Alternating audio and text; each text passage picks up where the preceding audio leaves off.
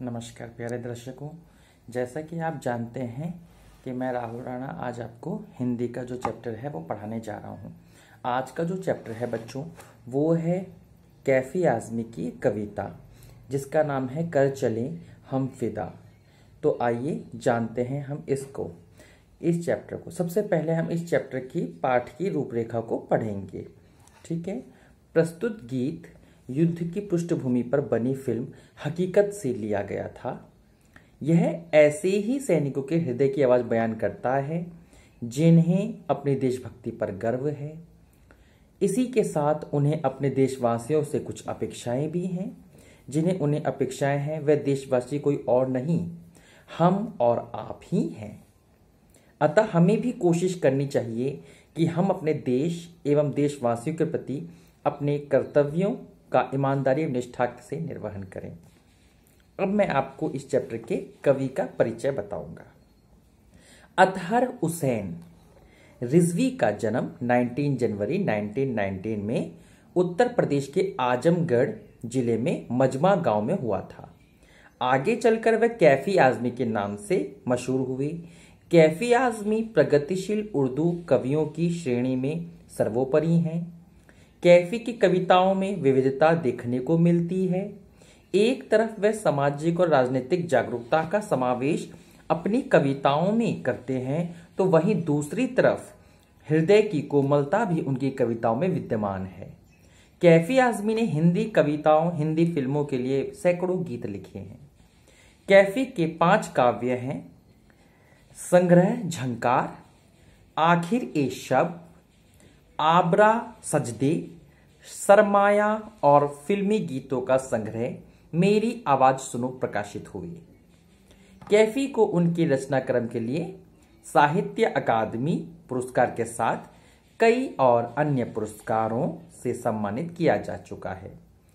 10 मई 2002 को कैफी आज़मी ने यह संसार छोड़ दिया था। आइए बच्चों, आज हम उनकी कविता का रसपान करें। काव्यांशों की व्याख्या देखिए। ये काव्यांश इस प्रकार है।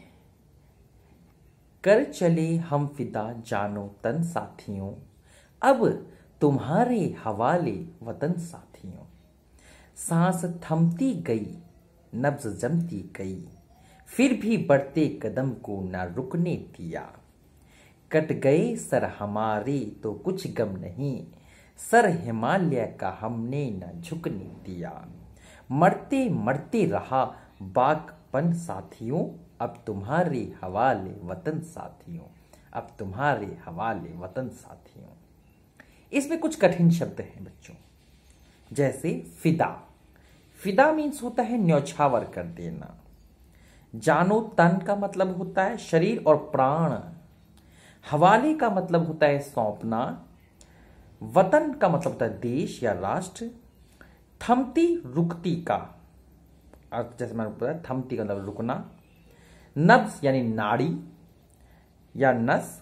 बाकपन जिसको कहते हैं साहस, जवानी का उत्साह, जैसे आपके अंदर है। भावार्थ इसका समझाने का हम प्रयास करेंगे आपको। युद्ध भूमि में सैनिक देश की रक्षा करते हुए अपने प्राणों को न्यौछावर करते समय अन्य साथियों से कहते हैं कि हम तो देश की रक्षा के लिए अपना शरीर और प्राण न्यौछावर करके इस दुनिया से जा रहे हैं। अब यह देश तुम्हारे हवाले है, तुम ही इसकी रक्षा करना। हमारी सांसें अब रुकने लगी हैं, ठंड के कारण नाड़ी भी जमने लगी है, फिर भी हमने अपने कदमों को आगे बढ़ने से नहीं रोका है। शत्रु से लड़ते लड़ते सिर कट जाने पर भी जरा दुख नहीं है, बल्कि हमें इस बात पर गर्व है कि हमने हिमालय पर्वत के सिर को कभी भी झुकने नहीं दिया है। हिमालय अर्थात देश के मान सम्मान को ठेस नहीं लगने दी। मरते समय भी हमारे मन में बलिदान और संघर्ष का जोश बना रहा। अंतिम समय तक भी हमने हिम्मत और साहस से शत्रुओं का सामना किया। अब इस देश की रक्षा का भार तुम्हें सौंप रहे हैं। देश की बागडोर तुम्हारे हाथों में है, अतः इसकी रक्षा करना। तो बच्चों, आपको ये कैसा लगा इसके बारे में आप ज़रूर बताएं। तब तक के लिए आज के लिए धन्यवाद। Thank you.